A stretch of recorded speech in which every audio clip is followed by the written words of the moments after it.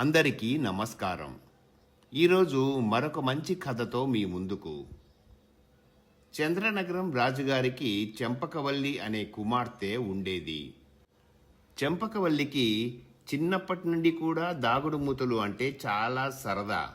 మంత్రి కూతురు, సేనాధిపతి కూతురు, గురువుగారి కూతురు, ఇంకా ఇలా ఎంతోమంది పిల్లలను చేరదీసి ముసలి దాసీని ఆటలో తల్లిగా చేసుకొని తోటలో పొద్దస్తమానం చెంపకవల్లి దాగుడు మూతలు ఆడుతుండేది.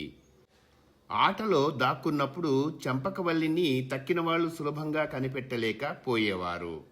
చాలాసేపు తిప్పలు పెట్టి ఆఖరికి ఆ అమ్మాయే తాను దాక్కున్న పొదలోంచి ఏ కోకిల కూతతోనో పట్టుబడేది.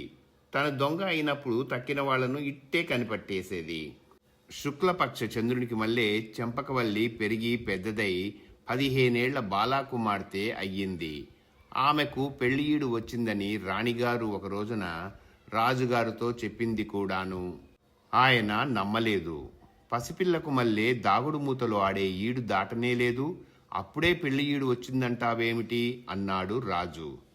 దాగుడు మూతలకేంలేండి, పెళ్లి అయి పిల్లల తల్లి అయ్యాక కూడా కొంతమంది ఆటలు ఆడుతూనే ఉంటారు అంది రాణి.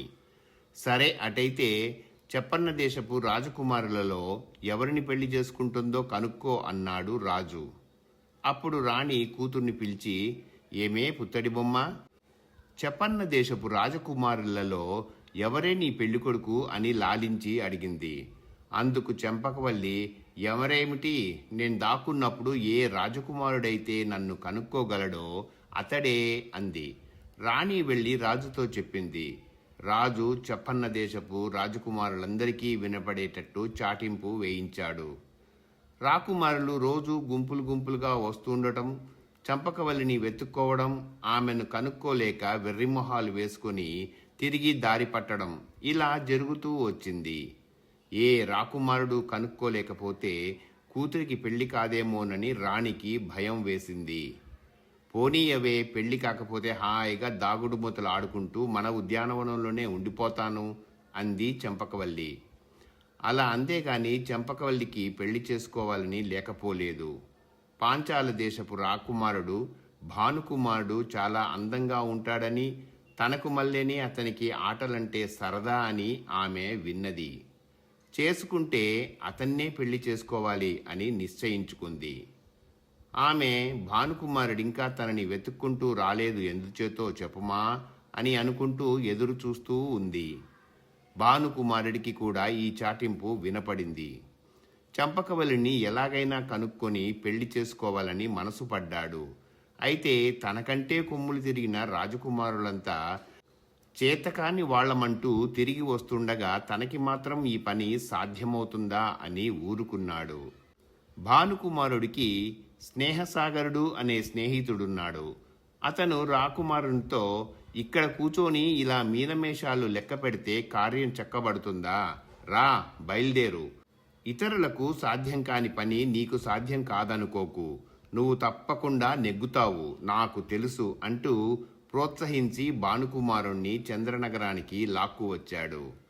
భానుకుమారుడు వచ్చిన రోజునే మరి 6 రాకుమారులు కూడా వచ్చారు. రాజుగారు ఈ 7 చూసి, ఇంతవరకు ఒక్కడూ మా అమ్మాయిని పట్టలేకపోయారు, మీరు అంతే, అయినా వచ్చారు గనుక వెతుక్కోండి అన్నాడు. చెంపకవల్లి దాక్కుని సై అన్నాక వాళ్ళని ఉద్యానవనంలో ప్రవేశపెట్టాడు.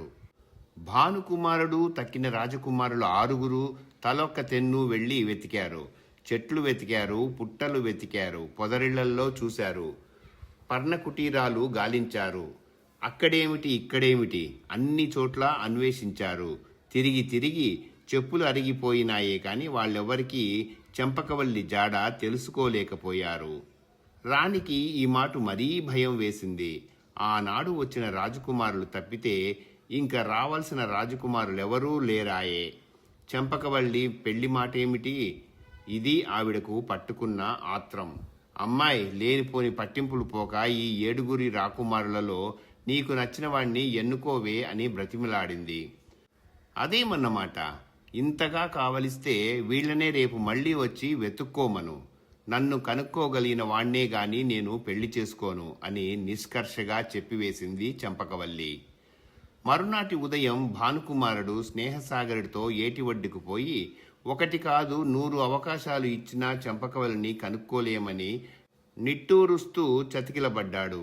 స్నేహసాగరుడు ఏం చేస్తే బాగుంటుంది అని ఆలోచనలో పడ్డాడు.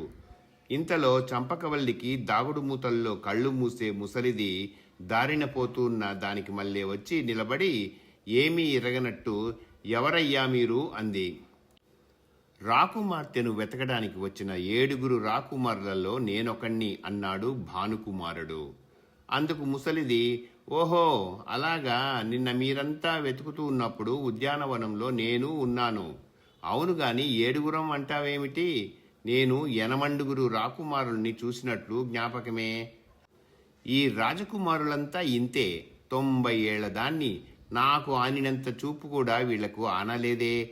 ఇప్పుడే ఇంత చత్వరమా అంటూ నవ్వేసి వెళ్ళిపోయింది. స్నేహసాగరుడు భానుకుమారుడితో, ఏమిటోయ్ నువ్వు 7 ఈ ముసలిది 8 అని వాదిస్తుంది అని అడిగాడు. పోనిద్దు, పిచ్చిదాని మాటలకేమిటి? ఇంతకీ 7 అయితేనేం 8 అయితేనేం, రాకుమార్తెను కనిపెట్టలేకపోయాక అన్నాడు భానుకుమారుడు. గంట కొట్టేసరికల్లా భానుకుమారుడు తక్కిన 6 రాకుమారులు ఉద్యానం వాకిట హాజరయ్యారు. ఇంకా వెతుక్కోవచ్చు, తోటలోపలికి వెళ్ళండి అని రాజు అనుమతి ఇచ్చాడు. లోపలికి వెళ్లే సమయంలో భానుకుమారుడికి ముసలిదాని మాట జ్ఞాపకం వచ్చి ఎంతమంది ఉన్నది ఒక్క మాట లెక్క చూసుకున్నాడు. నేను చెప్పిందే సరి, మేము 7 ఉన్నాము. ముసలిదాని మాట మతిలేని మాటే అనుకున్నాడు. వాళ్ళు తోటలో దశ దిశలకు వెళ్లి పెళ్లి కూతురు కనపడటం లేదంటూ జలక్రీడలాడే కొలను వద్ద వచ్చి చేరుకున్నారు. భానుకుమారుడు మళ్లీ ఒక మాట లెక్క పెట్టేసరికి 8 కనపడ్డారు. ఇదేమి ఆశ్చర్యం, 7 8 అయ్యారెట్లు? ఇందులో ఏదో కీలకమున్నది. ముసలిది పనిగట్టుకు వచ్చి ఆ మాట చెప్పిపోయింది అనుకున్నాడు భానుకుమారుడు. తక్కిన 7 కూర్చొని దిక్కులు చూడటం మొదలుపెట్టారు. భానుకుమారుడు మాత్రం అలా చెయ్యలేదు. ఆ 7 మొగాలు పరిశీలించేసరికి వారిలో ఒక మొహం కొత్తగా ఉన్నది.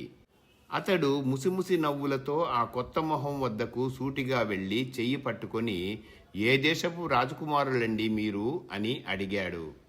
ఆ రాజపుత్రుని వేషంలో ఉన్న చంపకవల్లి కోపం నటిస్తూ, మాది ఏ దేశమైతే మీకెందుకు, రాజపుత్రికను వెతుక్కోండి, వెళ్ళండి అని చెయ్యి విదిలించుకోబోయింది. నాకు కావలసే అడుగుతూ ఉన్నాను, ముందు చెప్పండి, రాజపుత్రికను నెమ్మదిగా వెతుక్కుంటాం, తొందర ఏం లేదు అని నవ్వుతూ చంపకవల్లి నెత్తిమీద తలపాగాను తీసివేశాడు. అది చూసి తక్కిన రాజపుత్రులంతా రాకుమారితో, అమ్మ దొంగ, నువ్వు మాతో పాటు మగవేషంలో వెతుకుతున్నావా? ఇదా మమ్మల్ని చిత్తు చేయటానికి నీవు వేసిన ఎత్తు అంటూ ఆమె తెలివితేటలను మెచ్చుకున్నారు.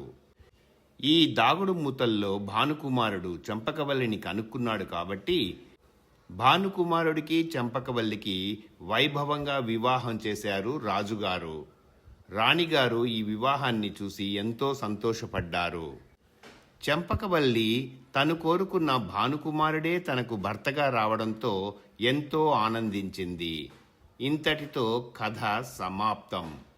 ఈ కథ మీకు నచ్చినట్లయితే లైక్ చేయండి, కామెంట్ చేయండి, తప్పకుండా షేర్ చేయండి, మర్చిపోకుండా సబ్స్క్రైబ్ చేయండి. అందరికీ ధన్యవాదాలు. ఇక సెలవు.